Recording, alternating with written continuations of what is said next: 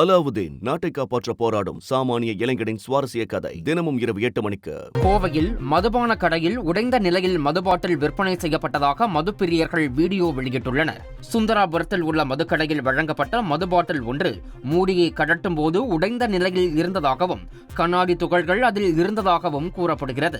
இதுகுறித்து ஊழியர்களிடம் கேட்டபோது கையில் வடிகட்டியை கொடுத்து மதுபானத்தை வடிகட்டி குடிக்குமாறு கூறிச் சென்றதாக தெரிகிறது.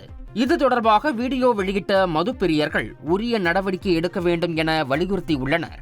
2 குவார்ட்டர் வாங்கியிருக்கிறோம். இதில் மூடி இந்த இடத்துல பாட்டில் டேமேஜ் ஆகிருக்குங்க. சரிதுங்களா?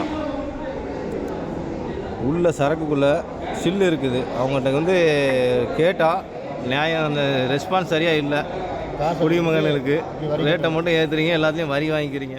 மதுரையில் மருத்துவம் பயிலாமல் பொதுமக்களுக்கு சிகிச்சை அளித்து வந்த போலி பெண் மருத்துவரை போலீசார் கைது செய்தனர். புகாரின் பேரில் அரசரடி பகுதியில் செயல்பட்டு வரும் தனியார் மருத்துவமனையில் மருத்துவ மற்றும் ஊரக நல பணிகள் இணை இயக்குநர் செல்வராஜ் ஆய்வு நடத்தினார். அதில் 10ஆம் வகுப்பு வரை மட்டுமே படித்த ராணி என்ற பெண் பொதுமக்களுக்கு சிகிச்சை அளித்து வந்தது உறுதியானது. புகாரின் பேரில் ராணியை கைது செய்த போலீசார் அவரிடம் விசாரணை மேற்கொண்டுள்ளனர்.